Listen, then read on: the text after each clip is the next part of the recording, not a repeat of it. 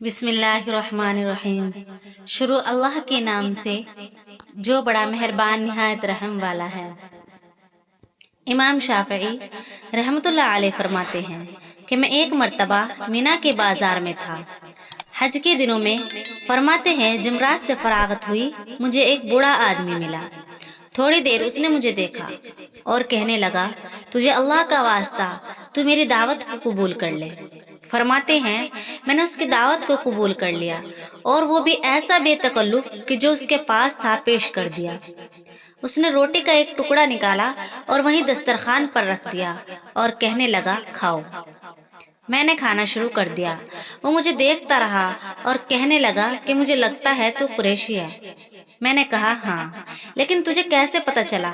اس نے کہا کہ یہ قریشی دعوت دینے میں بھی بے تکلف ہوتے ہیں اور قبول کرنے میں بھی پھر بے تکلف ہوتے ہیں۔ پھر باتیں کرتے رہے، مجھے پتا چلا کہ یہ مدینہ سے آیا ہے۔ فرماتے ہیں میں نے اس سے امام مالک رحمۃ اللہ علیہ کے بارے میں پوچھا۔ اس نے مجھے ان کے کچھ حالات سنائے۔ جب اس نے دیکھا کہ میں بڑے شوق سے ان کے حالات پوچھ رہا ہوں تو وہ کہنے لگا کہ اگر آپ مدینہ جانا چاہتے ہیں تو یہ خاکی رنگ کا اونٹ ہمارے پاس خالی ہے، یہ ہم آپ کو دے دیں گے، آپ مدینہ پہنچ جائیں گے۔ کہنے لگے کہ میں تو پہلے ہی سے تیار تھا، لہٰذا میں نے حامی بھر لی۔ فرماتے ہیں میں قافلے کے ساتھ سوار ہوا۔ ہمیں راستے میں مکہ مکرمہ سے مدینہ منورہ پہنچنے میں 16 دن لگے۔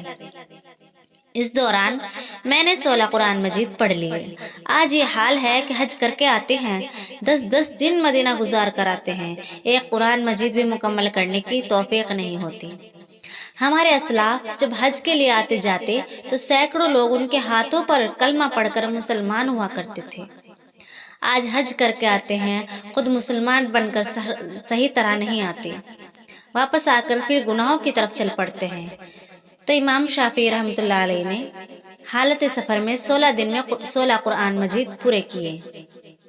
فرماتے ہیں جب ہم مسجد نبوی پہنچے تو نماز کے بعد میں نے دیکھا کہ ایک آدمی اونچے قد کا ہے اور اس نے ایک تہبند باندھا ہے اور ایک چادر لپٹی ہوئی ہے۔ وہ ایک جگہ بیٹھ گیا اور کہنے لگا، قال قال رسول اللہ صلی اللہ علیہ وسلم، اور لوگ اس کے ارد گرد بیٹھ گئے۔ تو میں سمجھ گیا کہ یہی امام مالک رحمۃ اللہ علیہ ہوں گے۔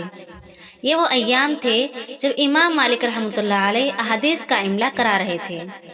موطا امام مالک کی جو حدیث ہیں ان کو لکھوا رہے تھے۔ میں نے بھی ایک دن کا اٹھا لیا اور دل میں یہ سوچا کہ یہ میری قلم ہے، اور ہاتھ سامنے کر لیا اور سوچا کہ یہ میری کاپی ہے۔ میں نے اپنی زبان سے اس تنکے کو لگایا کہ جیسے میں اس کو سیاہی سے لگا رہا ہوں، اور ہتھیلی پر لکھنا شروع کر دیا۔ اب طلبہ کاغذوں پر لکھ رہے ہیں، چنانچہ میں نے بھی ان سے املا کی نسبت حاصل کرنے کے لیے ہتھیلی پر لکھنا شروع کر دیا۔ کہنے لگے اس دوران امام مالک رحمۃ اللہ علیہ نے میری طرف دیکھا۔ انہوں نے اس محفل میں 127 احادیث لکھوائیں۔ جب اگلی نماز کا وقت ہو گیا تو محفل برخاست ہو گئی، طلبہ چلے گئے۔ فرمانے لگے امام شافعی رحمۃ اللہ علیہ کہ امام مالک نے مجھے دیکھا تو مجھے اپنی طرف بلایا اور مجھے کہا، تو اجنبی معلوم ہوتا ہے۔ میں نے کہا کہ جی ہاں، میں مکہ مکرمہ سے آیا ہوں۔ کہنے لگے کہ تو ہتھیلی پر کیا کر رہا تھا؟ میں نے کہا کہ میں احادیث لکھ رہا تھا۔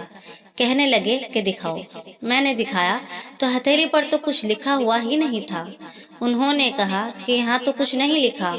میں نے کہا کہ حضرت نہ میرے پاس قلم تھا نہ کاغذ، میں تو آپ جو املا لکھوا رہے تھے اس کی نسبت حاصل کرنے کے لیے ایک تنکے سے بیٹھا ہوا ہتھیلی پر لکھ رہا تھا۔ اس پر امام مالک رحمۃ اللہ علیہ ناراض ہوئے کہ یہ تو حدیث پاک کے ادب کے خلاف ہے کہ تم نے اس طرح سے لکھا۔ میں نے کہا کہ حضرت میں تو ظاہری مناسبت کے لیے ہاتھ پر تنکا چلا رہا تھا، حقیقت میں تو حدیث پاک دل میں لکھ رہا تھا۔ کہنے لگے کہ امام مالک رحمۃ اللہ علیہ نے فرمایا کہ اچھا اگر دل میں لکھ رہا تھا تو مجھے چند ایک روایت اس میں سے سنا دے تو میں جانوں۔ فرمانے لگے میں نے ان کو 1 سے لے کر 127 حدیثیں متن اور سند کے ساتھ سنا دی۔ یہ علم 127 حدیث سے جس ترتیب سے لکھوائی تھی، تمام اس ترتیب پر ان کو سنا دی۔ فرماتے ہیں امام مالک بڑے خوش ہوئے، کہنے لگے کہ اچھا اے نوجوان، تو میرا مہمان بن۔ اندھے کو کیا چاہیے؟ 2 آنکھیں، تو میں پہلے ہی سے تیار تھا۔ کہنے لگے کہ حضرت میں تیار ہوں۔ امام مالک گھر تشریف لے گئے۔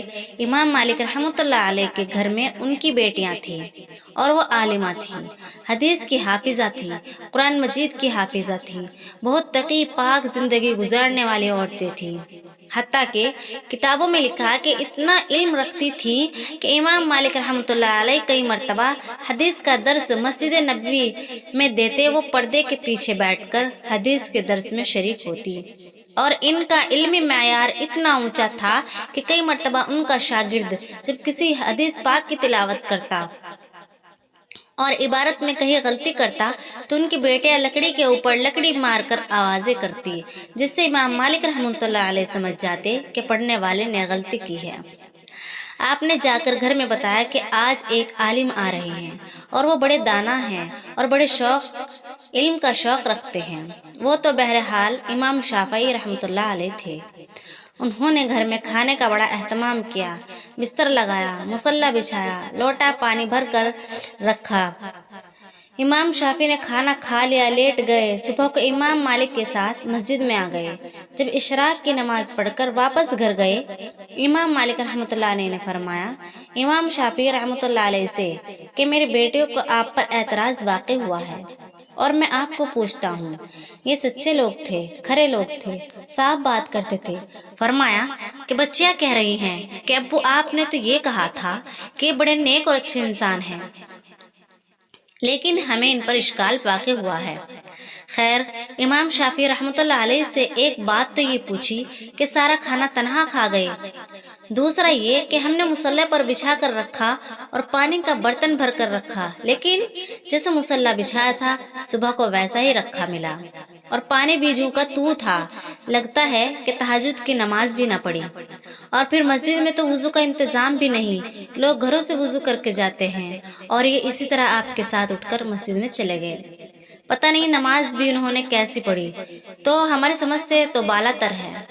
امام شافعی رحمۃ اللہ علیہ نے جواب دیا کہ حضرت بات یہ ہے کہ جب میں نے آپ کے یہاں کھانا کھایا تو کھانے میں اتنا نور تھا کہ ہر لقمے کھانے پر مجھے سینہ نور سے بھرتا نظر آتا تھا۔ میں نے سوچا کہ ممکن ہے اتنا حلال مال زندگی میں پھر میسر نہ ہو، کیوں نہ میں اسے جزو بدن کا حصہ بناؤں، اس لیے میں نے اسے سارے کھانے کو اپنے بدن کا جز بنا لیا۔ اللہ اکبر۔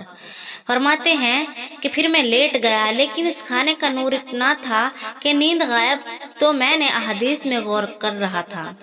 فرمانے لگے کہ ایک حدیث پیش نظر میرے رہی کہ نبی کریم صلی اللہ علیہ وسلم نے ایک چھوٹے بچے کو جس کا پرندہ مر گیا تھا پیار محبت سے کہا تھا، یا ابا عمیر ما فعل النغیر۔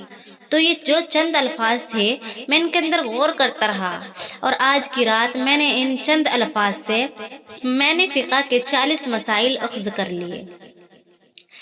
کسی کی دل کی ملاطفت کے لیے کیسی بات کرنی چاہیے، یا ابا عمیر ما فعل النغیر۔